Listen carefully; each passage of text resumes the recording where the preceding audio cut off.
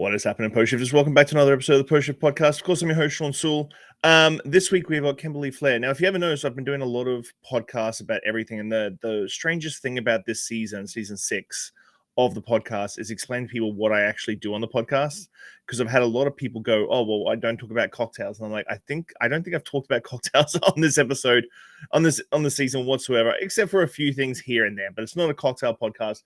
It's a business, mental health, culture podcast, and that's why Kimberly, who is the founder of Last Call, is here today. I'm really looking forward to. Oh, look at that. Instagram is working again. Thank God for that. That's been a couple of weeks, a little glitch, but it's back on now. So if you're listening or watching, you can watch on Instagram now. But welcome. Good morning, Kimberly. Hi, good morning, Shawn. Thanks for having me. No, thank you. So what I usually like to kick off is like, how did we get to the spot we're in right now with you personally in your career? Thanks. That's a fully loaded question. It started a long time ago. What got me here is it's really the basis of my lived experience. So 25 plus years working front of house, started at a really young age, had a wild and incredible time and learned an immense amount about life and people and everything. But underneath that, in the shadows and in the corners, hides something that not a lot of people talked about. And I struggled immensely with. And, that was mental health and substance use. So after about 25 years, finally hitting the wall, hitting the breaking point, and starting the journey on my own to heal and to look at all the stuff I had buried, and then recognizing the gap in the system of care within our industry and watching people very close to me slip through it. And so that was kind of the initial fuel on the fire, so to speak, that really started this journey and to get me to where I am today.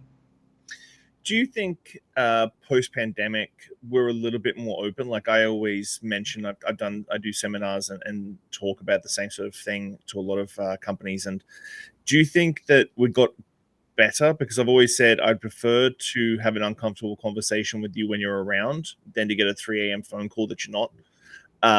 Do you think we're getting better post-pandemic? I think we're becoming more aware post-pandemic.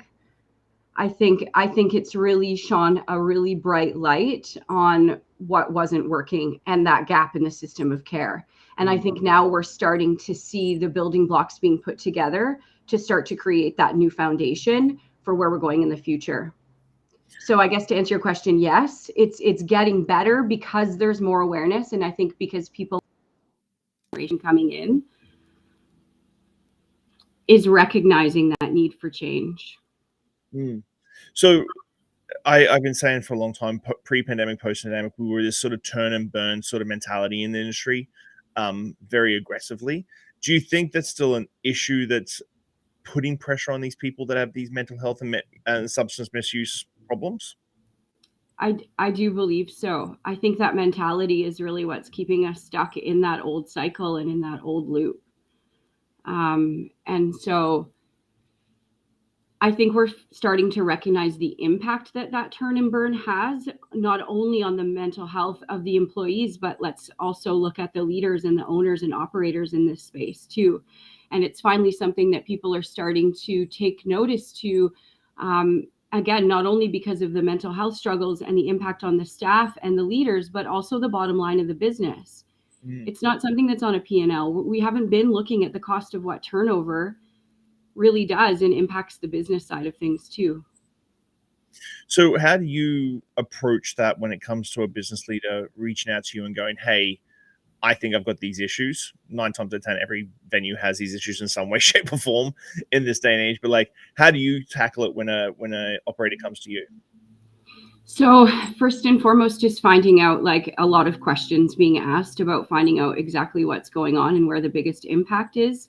And then working together on a strategy to, first and foremost, you want to come together as a team and ensure that your values are aligned and your missions are aligned, and gain as much feedback as possible from not only the staff, but from the leaders, your management, your supervisors, from all corners of the organization, not only to, address buy-in, but also to gauge what they need and then align it with the business values and mission.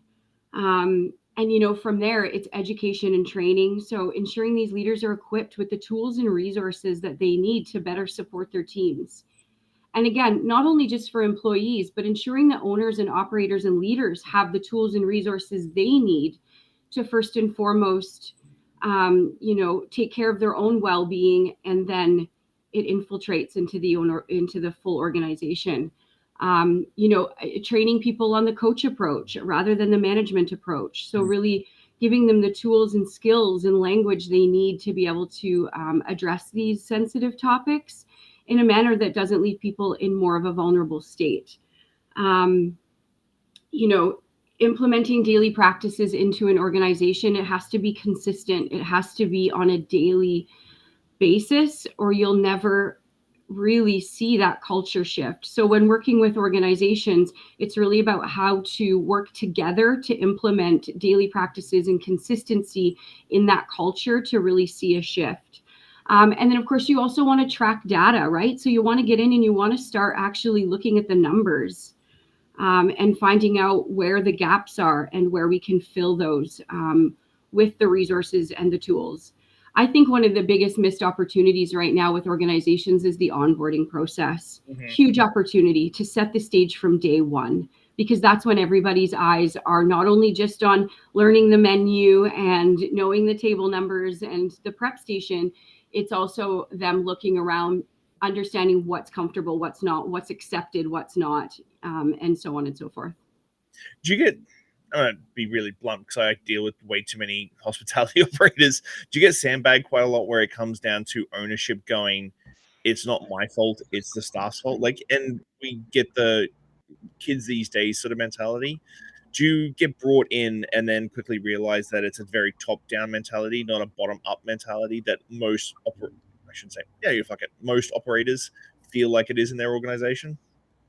Yeah, 100%. And I think, you're right. You can say most. It's not all operators, but most operators. And I think that's one of the challenging parts, is that it is from the top down, and we have to look at ourselves all individually and ask ourselves those deep, big questions about the importance of this. And how is our own mental health? How is our own self-care practice? How are we showing up as a leader first and foremost? And I think that's where the biggest wall of resistance is, because if we want to see the culture shift and sustain itself, that's where it begins.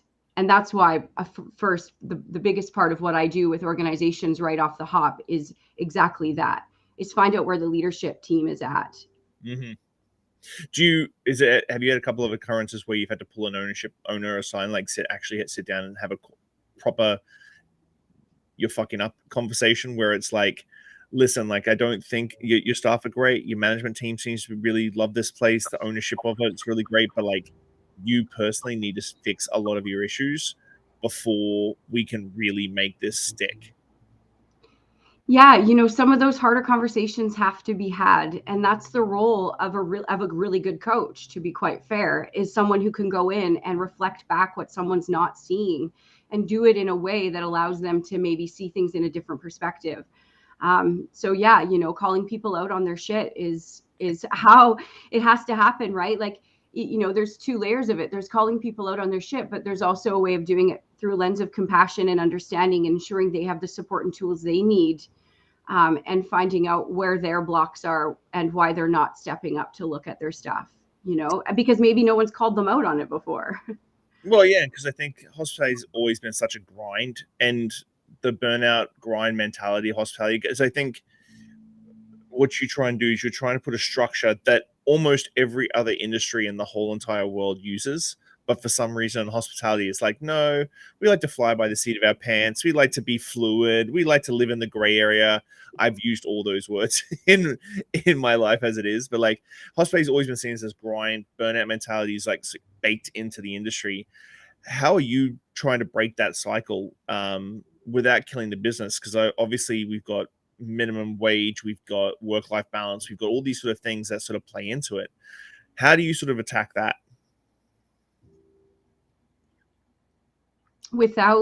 So what you're saying is, like, without disrupting the daily operations of a business that are already very, very tight, and we're seeing, right, a lot of demands for leaders, owners, ops.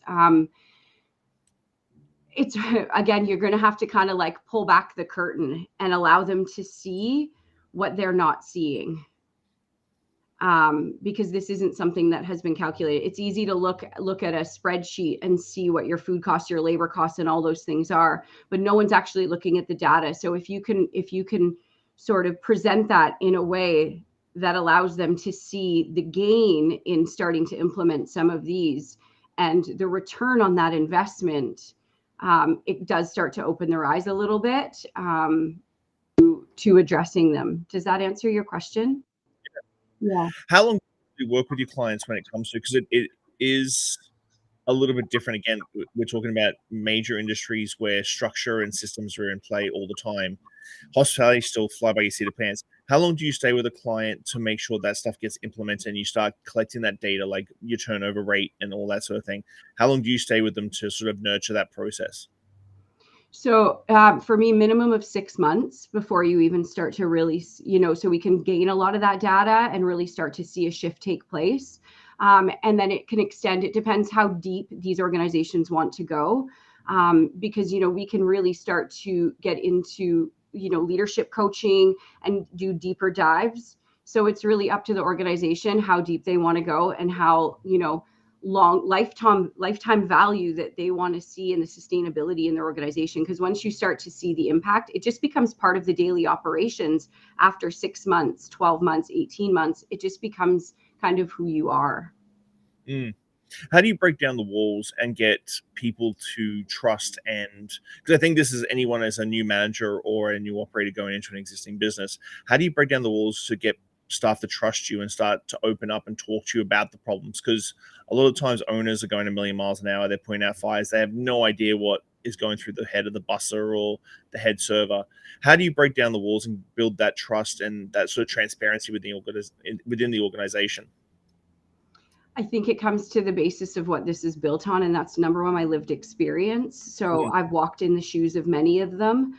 And so creating that space, psychological safety 100% is really the basis of creating that space for people to want to open up and share and say, hey, listen, like I am struggling, I need help with this. Just giving them the space to share and listening. And finding out exactly what they need, because not everybody needs the same thing. And so when they understand that there's multiple pathways, whether someone's struggling with mental health or substance use, social media, like there's always different things that people are struggling with. So it's not kind of one size fits all. So when they realize that they have multiple pathways to start to look, then they feel more comfortable starting to take small steps. Do you tend to do that individually, or do you tend to do it like in a group mentality? So mainly at this stage, I've done a lot of just one-on-ones with individuals. And as I'm growing, group coaching is definitely something that'll be part of the programs, because there's a lot of power in sitting in a room with other people who may be going through something that you're not, and maybe you're not comfortable sharing, but hearing someone else share in itself is very healing and reassuring for someone. So there's a lot of power in the group settings. So I think there's a massive misunderstanding about today's generation. And as an older person in the industry, and you've got the same sort of life experience, like it is sometimes very easy to go kids these days. I try and preach that why should we give the industry that's already sort of broken to another generation and expect them to do the exact same thing that we did? There's a certain level of sacrifice that I kind of miss in today's generation of like sacrificing to get ahead, so that they're a little bit more appreciative of that sort of thing. But also, I never want anyone to be expected to work 18-hour shifts, 16 hours, 6 days a week, especially at like 21, 22 years old. How are you seeing this next generation and how they're playing into the hospitality industry from an operational point of view? I really love this question because it's really fascinating. The industry, actually, we've got like 3 generations right now, if you look inside working within this industry. So we're at a kind of crossroads because this new generation is a lot different than previous.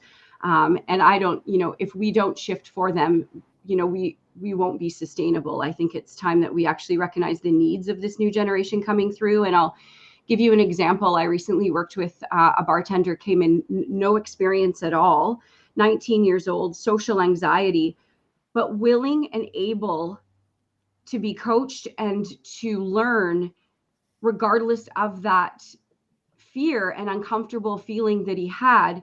And he, in 6 to 8 weeks, he was thriving. Like, he wasn't looking at recipes anymore. He was like starting to like speak to guests where he was in his shell to start. And so I'm sharing that because I think we have a great opportunity to start to take our time to actually train these individuals with the tools and resources rather than just throwing them into the deep end. I remember starting in many different places where it was like, here's the menu, there's your station, here's the table numbers, have at her, right? And that kind of sink or swim. So I think from an operational perspective, I think it's about taking the time and really, again, finding out what they need, because they are our future generation, and they're the ones if we nurture and support in a way that sets them they need, then we're going to see a big shift in the coming years, because they are the new ones stepping in. And yeah, I see a lot of posts about this, them being soft or not wanting to work, they're lazy. And I completely disagree with that. It's that they're not going to put up with what we put up with. So we're viewing it through that lens. Yet if we view it through the lens of what they've just experienced, especially through COVID, this young fella that I just trained, 5 years of his life, where a lot of them are in the state of wanting to connect with others, to learn social skills, was taken away from them. And so that's what we have to kind of step into their shoes a little bit and realize that if we want to sustain this industry, we need to nurture that part of them. That's a good point about COVID, because I don't think we've seen the full play out of social anxieties and stuff with the next generation as I think we're seeing now, because of that deep connection and mainly being online and sort of, it's a whole different animal that we didn't have to deal with as our generation. Yes, it certainly is. And what great timing and what a beautiful opportunity this is giving us to reset. I think I heard a statistic that 6 million people left the industry over COVID. And to me, again, what a great opportunity. We can sit and cry about it and say we're all short staffed and this isn't, or we can really reframe it and say, let's start fresh here and use this as an opportunity to start to nurture and train our staff, give them the resources they need, let them know that they're supported and that this industry is tough. As Chow says, it's tough. So let's talk about it. So from your point of view, because I think any operator that's sort of listening to right now, a lot of them would do here's your menu, here's your training, I'll walk you around, and there's your shift, away you go. How many days of training do you see as like a general rule of thumb for, let's say, a bartender in a restaurant, brand new? How long do you think a good amount of training days is good for the industry now? There's a lot of variables in that, I think, because it depends on the person, it depends on the place, what service and what's being expected of the individual, to suit the business needs. But, you just mentioned the very first thing is like depending on the person. And that's an important part because everybody learns slightly different. Everybody adapts slightly differently. And we're not taking that into account when it comes to these onboarding mentalities. So just keep going with how many days do you think is a nice, like, rough sort of day rate? Yeah, absolutely. I mean, there's always that 90-day mark that always seems to be the norm of the 3 months you get your probation, right? And things like that. But I would say the first 30 to 60 days are the most important. And it depends on the role. Like, it's hard to distinguish exactly what the training, exactly the number of days. I actually can't really give that a concrete number. Yeah, so maybe expand further on the question or a little bit more details, and maybe I can jump in there. Well, I'm just trying to get a feel, because I sort of have in my head how many days a staff member needs to take to get ready to start taking sections for themselves and working the bar by themselves. Obviously the 30 to 60 day mark is always a really great marker, and I have usually set aside like 4 to 5 meetings in that time frame with the person to check how they're doing, their progress, what they need help with, so on and so forth. But I think a lot of the times it is one size fit all for a lot of operators to just go, everybody is going to do it this way, and then they'll be ready to serve a section. So I'm trying to get your advice on that, because I think a lot of operators still are thinking that one size fits all mentality. Got it. Yeah, and I think that that's almost an easy way out. Right. So it's like treating everyone the same is just, it's kind of an easier way to do it. And I understand that, because, owners, operators, leaders have a lot on their plate to manage. But if we really want to see a decrease in staff turnover, this is where we would designate someone as a trainer to ensure, just like you said, that proper check-ins are being done throughout the process to be gauging exactly where and then maybe giving progress reports back on their progress. And so I think it's a really great opportunity to even allow like other people to be a part of it as well. I'm kind of picturing something, but I don't really know where I'm going with it to articulate it. Well, I think what you said in the very beginning is like what sort of person they are. I've had in my past, I had two bartenders. One is he can read a recipe, and that recipe's in his brain for the rest of his life. And the other is more of a tactile bartender. And I've shown the video a million times on my social media, but he got flashcards and sat in his backyard to learn a cocktail menu with his girlfriend spraying in the face with a hose if he got the cocktail recipe wrong. And that is how he learned the cocktail recipe. And the week after he did that, he came back in and he was fast, he was clean, he was concise, and knew the cocktail recipes. So when I saw that, from then on, I knew how I had to teach him on anything. Gin, whiskeys, anything. Everything had to be more of a tactile way of doing things for him. My other bartender, I could give a piece of paper to, and he'd be like, "Yep, no problems at all. I know everything I can possibly know about gin now." Yeah, that's a really great point. And I've kind of experienced this. I've taught some programs in the past with an organization. We supported people in recovery through this kind of self-development program. And what I had to do is adapt the learning to suit each individual, because some people learn by doing, some people learn by reading. And so you're exactly tapping into that. So it's really about each individual unique needs of the person. And that just really shows like great interest in the person. If the organization is taking the time to get to know each individual coming on board, they feel seen, they feel heard, they feel acknowledged. And that's how we retain staff. And I think, again, it's that old age adage of like, well, this is not the way we used to do it. We used to do it this way. I'm like, but you could be losing some really valuable people in your organization that would be with you for many, many years, because you're not trying to adapt to how they do it, and you could be missing out on some really valuable people in your organization. 100%. Just like the person I was sharing, the new bartender. If we had approached that through the lens of which we did, we could say pre-pandemic or years ago, he wouldn't have stayed. There is absolutely no way. Now I'm getting, he's getting compliments on his old fashions and the cocktails, like it's really amazing to see him come out of his shell. And that's going to go with him. He's 19. That's going to go with him now forever. He's learning these social skills that are setting our future generations up. So we've talked about a lot of the entry-level staff, the staff that are running our organizations. What do you see are the big threats for operators, or the biggest issues that operators are facing in this day and age with mental health and substance misuse? Because I think operators, and to a second degree managers,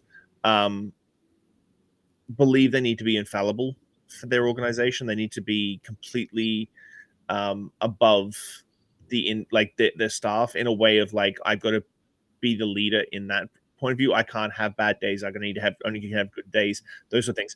What do you think are the biggest concerns for operators with the mental health in this day and age? I think it really comes down resources and tools. There's just not enough. There's enough out there. They're just not being readily available and being made ready. I think that is one of the biggest things that can support individuals, is asking for help and knowing which direction to take. I think a lot of resistance comes from fear of change. And, there's a really deep level of vulnerability that comes with this work. And I think that's a really important thing to shine a light on, that it's safe to be vulnerable and start having the conversations and not hiding if you're not well. Like, really, right? Like, so it's, if you're a leader and you are struggling, like, it shows the way that you show up and the way that you lead the team. And so if you can speak to that and show that you're getting the help or getting the resources and the tools implemented, it just infiltrates through the organization. So I think that was kind of a roundabout way of getting there, but I think I answered your question. No, it's perfect, because I think the hardest thing, especially in males in their 40s in the hospitality industry right now, is that vulnerability. And I'm very open with my mental health, and I talk about it regularly, and I'm very open about it because I want more people to be vulnerable about it, because this industry is very fucking hard. It sure is. It sure is. And so when we start to hear our leaders speak about it, when we start to kind of normalize the conversation and admit, like, everybody has hit the breaking point in this industry. Nobody here is made of concrete. Like, we all have the feelings. It's just how well do we speak to them and what are we using to cope with them? And if our leaders are coping with them in unhealthy ways, even if it's not in front of the staff, it's felt. It's felt in how we show up and how we lead and how we run our teams. And so that loops back around to the beginning of this conversation. It really starts with each individual person to want to make the change first and foremost for themselves. And then by extension, it supports the industry.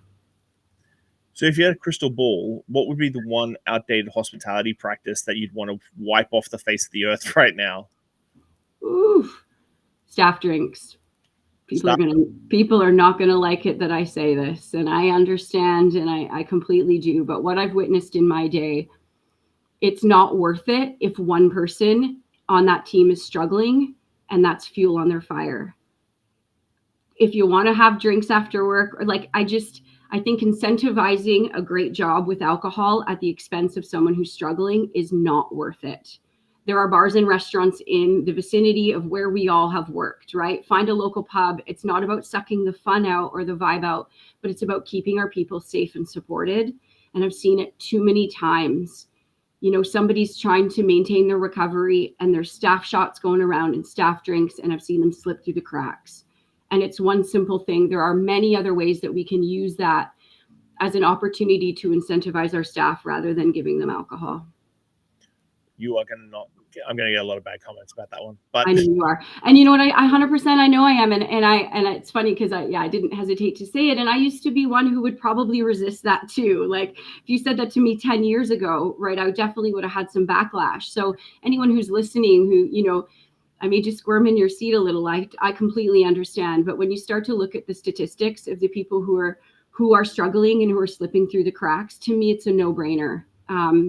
And really, if we want to maintain staff, and again, we just spoke about the new generation, they're not big drinkers. Yeah. They want different incentives. They want to be seen and heard in ways that support their well-being.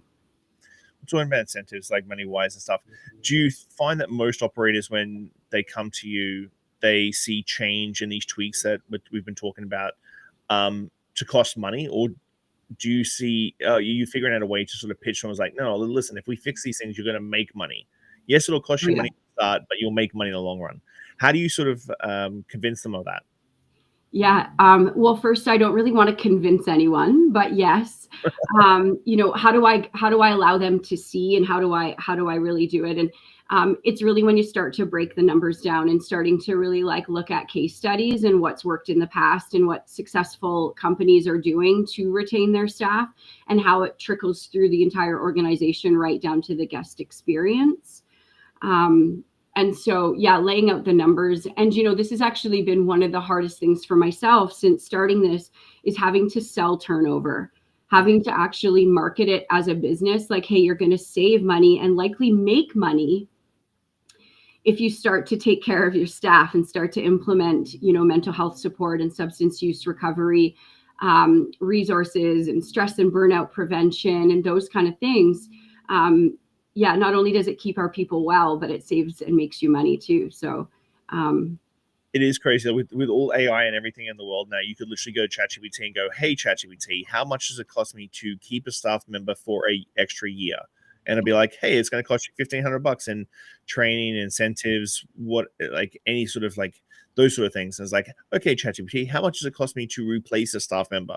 Well, it's going to cost you $3,500 to $5,000 to replace, retrain, and that sort of thing. And people go, that doesn't make sense. I'm like, yes, keeping people costs you less than replacing people. Again, like it's something that we haven't been looking at, right? It was just part of the industry. And so it's time to change that narrative and really start to break it down for people. And I mean, a manager replacement is upwards to 14,000. And, I see a lot of management turnover because they're not having the tools and resources they need to support the staff. So it's an expensive business not to look at it. Mm-hmm.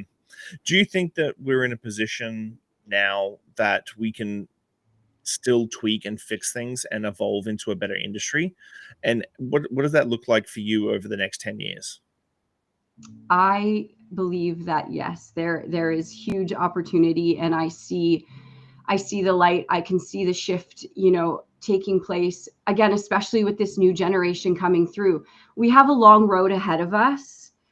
But in the next 10 years, I really see these support systems embedded in organizations, whether that's a recovery coach embedded in an HR team, a recovery advocate embedded into the team. So starting to build support systems within the team to alleviate that pressure on management and on the owners and ops, right? So it just kind of starts to build momentum and work as a unit.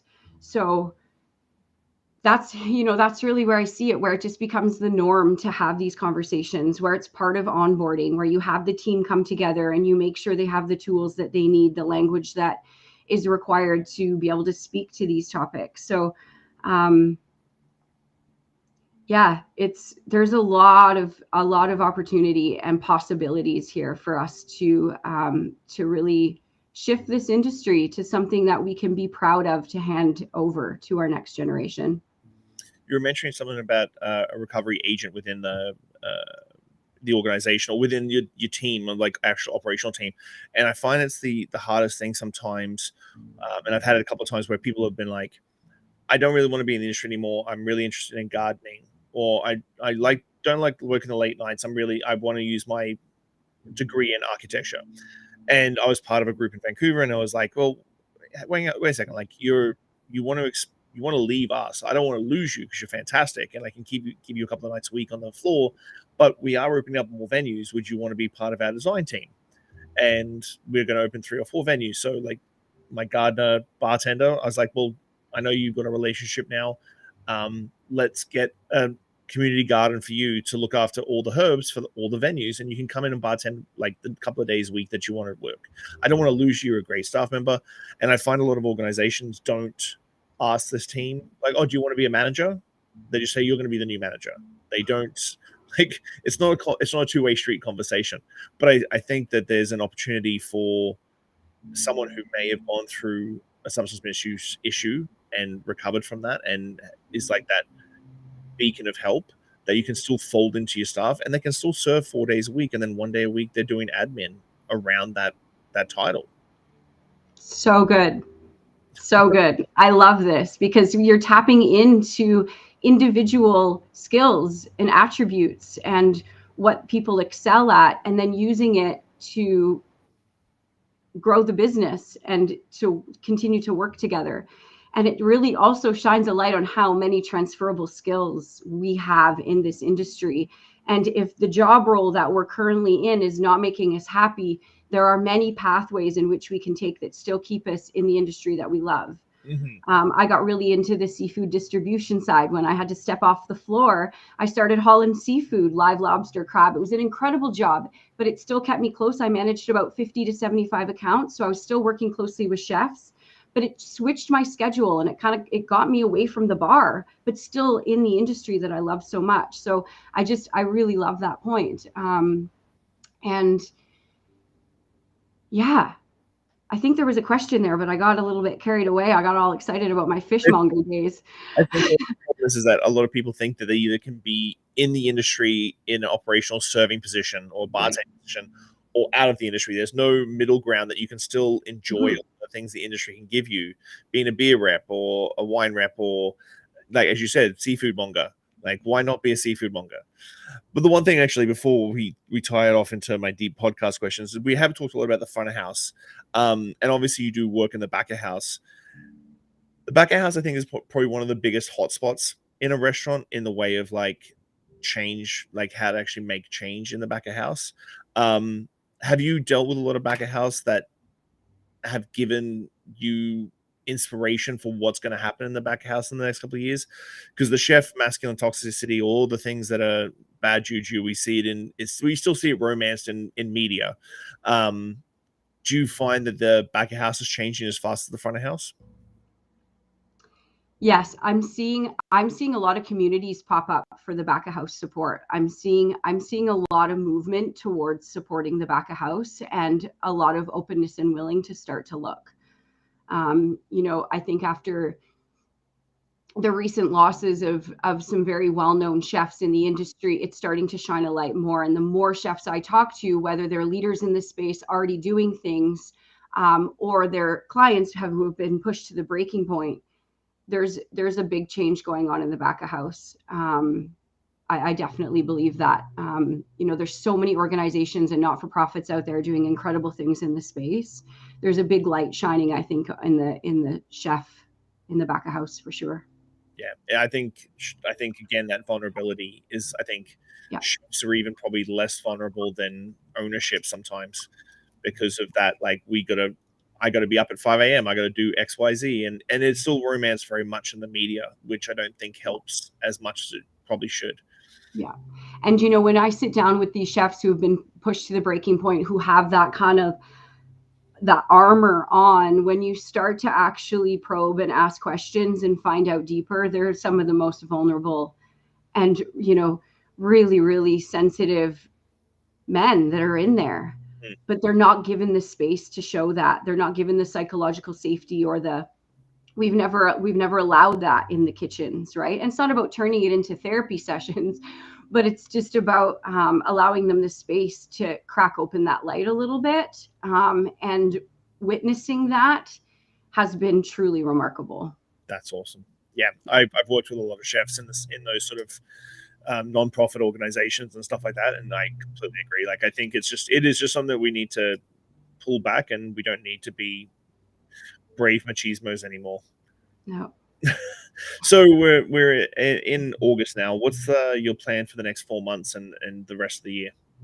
Oh, good question. Yeah, it's really full on right now. I've got some super exciting things happening. I'm going to wrap up the rest of the month, just here on the Sunshine Coast, really enjoying summer. And then into September, I've got a few speaking engagements. So I'm going to be in Calgary. I'll be at the next expo, the Food and Beverage Expo there on the 8th and 9th of September in Calgary. I'll be a guest speaker. Then I'm doing a workshop. So we've got Women of Recreation, Tourism, and Hospitality. I'm going to be facilitating their workshop on September 18th. And then I'm off to just outside Seattle to a place called Spokane. And I'm going to be speaking at the Governor's Safety Council conference there, Oh, sweet. around mental health. So September seems fully loaded. And then the rest of the year, it's just maintaining this momentum and continuing to have these kinds of conversations and continuing to kind of put the building blocks in and see how this wants to evolve. I've got a lot of people knocking on my door wanting to help and support. And we talked about, the recovery champion kind of advocate embedded in organizations. And one thing that I'm so grateful for is how many people want to get involved in this and how many people are actually starting to recognize that not only their voice matters, but as an industry, as a collective, we're starting to come together. So I'm just going to keep building that, just keep getting louder and louder over the next 6, 12, 18 months, because this is long term for me. This is it's my passion, it's my purpose. If I anchor into everything I've been through, yeah, this is definitely why I'm here. Nice. So we're at the stage of the podcast where I do this every podcast. Last 5 questions of the podcast are all deep podcast questions. Usually throw people off quite a bit. But Cool. what is the one lesson or experience that has shaped your perspective the most, and how do you carry that forward in your life? Sobriety shifted my perspective in life entirely. That's a personal note, and that's I never saw the world so clear. I never had this much confidence of who I truly am authentically.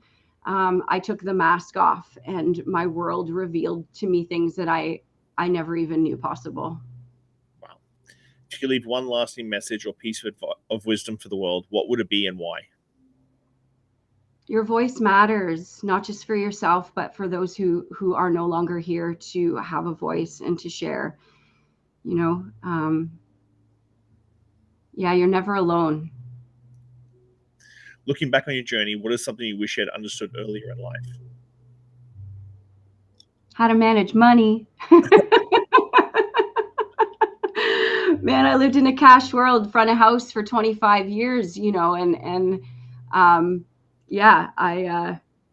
I wish someone had taught me how to manage my money. I'm much better now, but I'll tell you, those cash days, a lot of it didn't go under my pillow. It went to other things, which I won't say. How do you define success, and has your definition of it changed over time? How do I define success, and how has it changed over time? Yep. So now I define success as honestly living a life that I no longer need to escape from. It's not about how much money I have in the bank. It's about, waking up and choosing intentionally how I want to show up and how I want to live. And that's changed over the years because I never really asked myself what success was before. When I was working in the industry, I never knew anything outside of it. I never did anything else until the age of 38. So 15 to 38 besides serve a table. So I never really asked myself those deep questions before. So success has just really evolved over the last 5 years. I'm about to hit 5 years of sobriety on the September 1st. So thank you. Thanks for good questions. What do you hope your legacy will be, and what steps are you taking to build it? Woof. I think everyone knows the answer to this. Catalyst for change. I want to leave behind a legacy of just being a catalyst for change, first and foremost in my own life. My personal development comes before anything else. And then by extension, that becomes professional development and leaving this industry better than we found it. Well, Kimberly, thank you so much for your time. I really appreciate it. That was amazing. And I hope anyone listening now or listening when the podcast comes out actually takes a little bit from it, because it is one of my biggest pet peeves right now is that we're still treating this industry the same we were before the pandemic. And I preached it during the pandemic that it could be the great reset. And we still didn't see the great reset that I hoped for. We've seen good change, but I really was hoping for the great reset that the pandemic could have been. So I really appreciate all your time, and thank you so much. Thanks for having me, Shawn, and thanks everyone for listening. Thank you. I'll see you very soon.